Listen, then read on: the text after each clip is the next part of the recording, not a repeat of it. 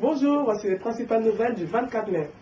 En Libye, selon le gouvernement, au moins 3 personnes ont été tuées et 150 blessées dans de violents raids de l'OTAN sur Tripoli ce matin. Washington a appelé hier le colonel Kadhafi à prendre le chemin de l'exil. De plus, un émissaire de l'opposition a indiqué à Moscou que le Conseil national de transition ne discuterait pas avec le dirigeant libyen Mouammar Kadhafi. Au Soudan, les États-Unis ont demandé aux forces armées du Soudan de se retirer de la ville d'Abyei en proie aux flammes et au pillage après ce que le Sud a qualifié d'invasion.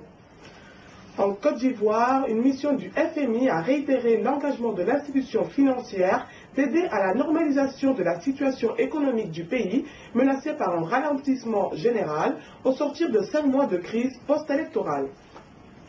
En Algérie, les autorités et l'Espagne ont convenu d'établir un groupe de contact bilatéral de coopération dans le domaine de la lutte contre le terrorisme. Ce groupe tiendra sa première réunion à Alger avant la fin de l'année en cours.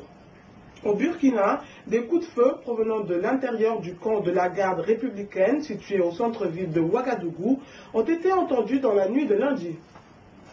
Au Gabon, le Premier ministre zimbabwéen est arrivé hier à Libreville où il a été reçu en audience par le chef de l'État Ali Bongo. Le ministre a sollicité l'appui du Gabon pour la démocratisation de son pays dirigé par Robert Mugabe.